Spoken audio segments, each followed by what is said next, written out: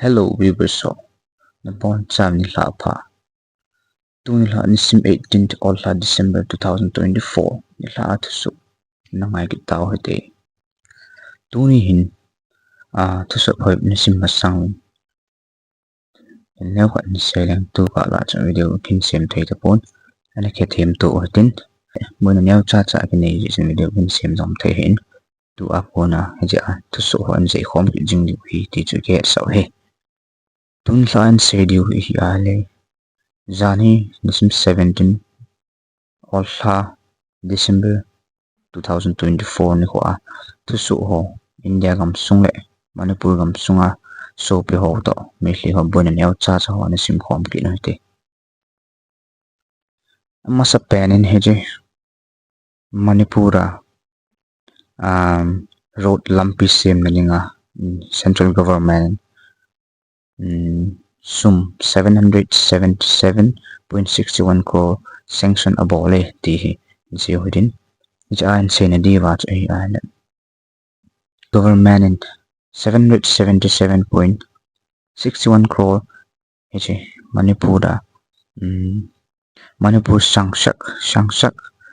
Ukrul district Sangsak Akona Tengnopal district road hu same ding pata same pat ding he project neo he pon che Jinading 777.61 crore sanction and ball na chunga approve and ball jo wahi he Union Minister for Road Transport and Highway Nitin Gadkari ki pahin media he nga chun phondo na hin nei paita na hi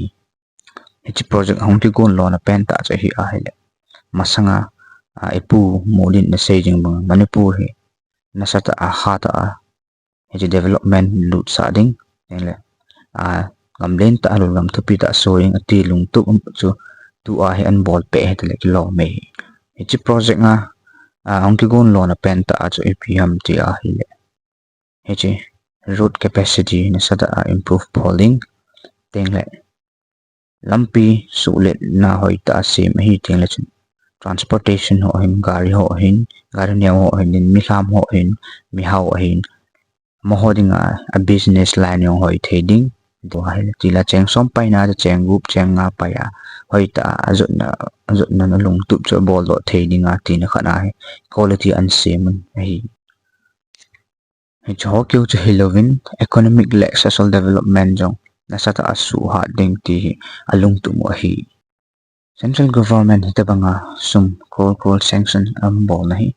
Manipur ke se Halloween tung masanga December 14 ni khon jong chun union government in 800 to 827.98 crores sanction a ball kin nahi chu hoila ya ball ham ti a hele chi Jammu and Kashmir pandit to manigam kiti he Wagil bridge koma Jammu and Kashmir muna Wagil bridge koma he lai muna pandit to manigam kiti muna he 827.98 crores to sanction a ball nahi amma bana se ben a chu he tourism hi nasada a boost ki bowling a hi actually gam hi khangam khang to soring development nasada puilu ding ti chu to go nahi air pollution je national capital New Delhi muna mipin hasan ana to jam jing na lajin a hi in New Delhi national capital muna che air pollution a degree chu hi a 7.4 degree jing ka lang 2.30 am achun 7.4 degree Celsius chan na hi in he chu tuni ni kho ni sim as 18th December 2024 ni a hi 5 degree Celsius in he ana kumla in a he the recording ki mudung zuya chin sejin ban ki na chu hi rs national capital New Delhi air pollution hard fall je mi pin ha san to dan ho chune ve within he has tuni nithumni jingka alam 7 am velachun 442 a hin he Central Pollution Control Board CPCB mahon AQI a measure na bol na dung zuyo 442 na he ti hin jingka alang hele Tuesday ni khuwa jani ni khuwa chu 421 hi is 7 am chatna chun hele a difference hi ale masapa atu ni I 442 hi ale jani atu 421 hi ale chi AQI kiti hi air quality index kiti in cha kunai measurement bola air pollution cho hana hlomam tamham tamlo ham ti cha kunai chi central pollution control board ho hin a vet jiu hin chi dung zu ya chu event mu a hi le event wa hi 442 tu ni khuwa hin hai le zani khuwa chu 421 hin 5 degree lang tabang hin drop a hi ati chu hin hi chi AQI hi anave o hitin kan pi din screen na bang wan ve le he thei du hin 0 to 50 chuni pcm ti le air pollution chu pha 18 hin na pollution 0.18 hin 51 to 100 chun ma kho wal point in la hin chong chun pollution la chin ve moderate poor very poor severe kiti hin na 400 to 500 lang air pollution ten la chun chu na samong mo mi pi dinga chan ngam khat ha sat na to hong tu mu thei ta lo ti hin na Delhi New Delhi a chu tu mu na to hin Delhi mu na mun phabe ma air pollution I chan ge ge hi ham ti chu khat ve AQI a konin ana ve hote AQI in measure a bola je an pe dung ju na ve hote ITO muna chun 458 akitin 471 chu Alipura hikin je Jawaharlal Nehru Stadium a chu 443 air pollution in DTU a chu 432 hin IGI airport na chu 418 in RK Puram 464 in DU North campus 436 chojo se chu tuni 7 am a report hai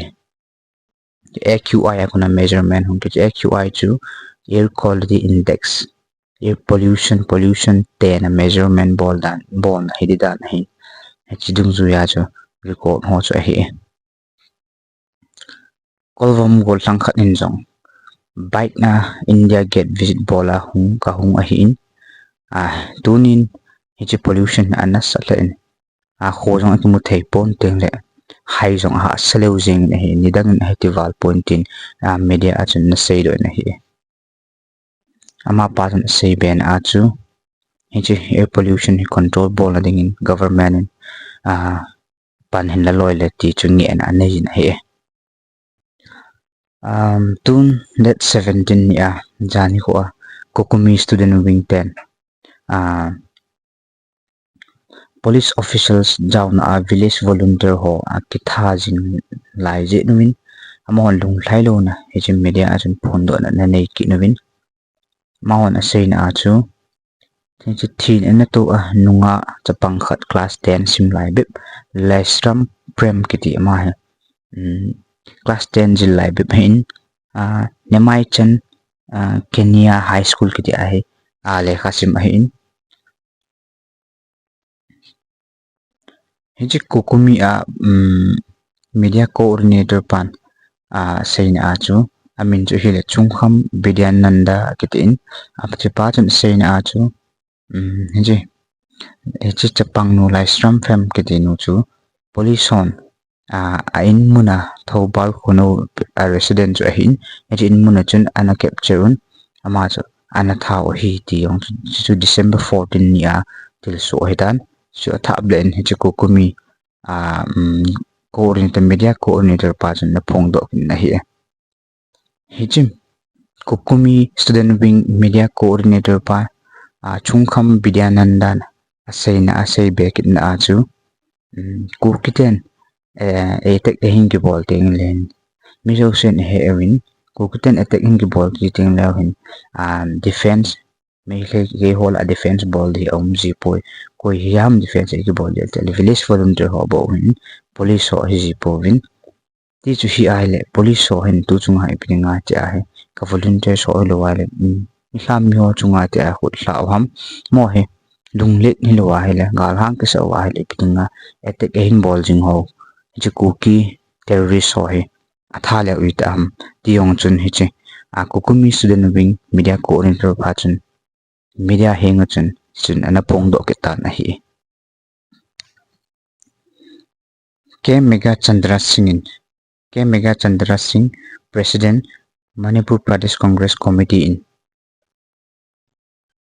Jani Nisim 17 December 2024 ni achun media hengin heche Amit Shah le Biren Singh Manipur boy na chung chang thu hi til chom chom to na te ka hana a chom chom na se jing han thu achun ma hin nel kal na le ade lo dan thu na phong do ki tan hi Ke Meghachandra Singh in aman a statement na se na chu Amit Shah le Biren Singh hin hello le masa ach Amit Shah hin iti ana se jing chu hi a le hi Manipura boy nahi High Court order thinlal ji le Parliament boy nahi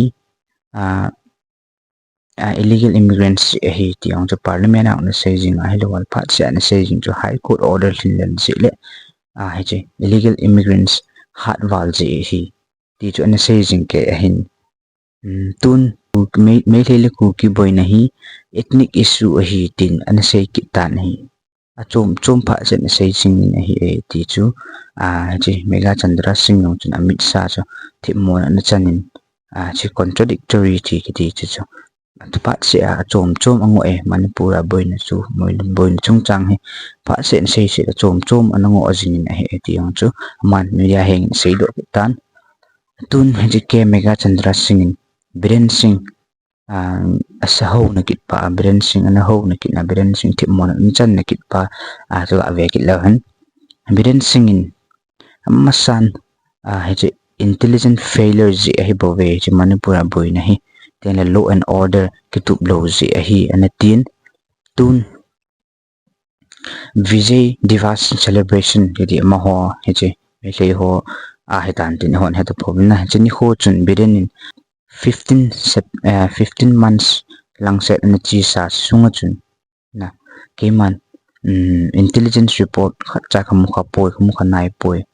ken khai khanai poi tin an sei kin a hi a hi le heche ke Meghachandra Singh chun Biren Singh hi ti a se a hi le intelligence report hi man het thelo man kamu poi ti a hi le chun koi mo po na heading ham State Home Department khat hi ama Chief Minister khat hi state na len pen khat hi man hi thugu ho intelligence report ji ham thugu ho man het lo wa hi koi het ding tam hi cho ta bang hi phat se a jo se ya je boy na hi ama ni hin Biren Singh le Amit Shah hin ama ni hin chom chom se hun jeng che ama ni hin su thi mon ding anga bo hi ti chu hoi ten media chun na phong do na hi man sei bek na chu Amit Shah le Biren Singh ha ta themo achanin amani hi a series hon poi hi Manipur chungchang thu a hin mani hin nupsa na be nei hon ti chu hoi tan media heng na sei len hi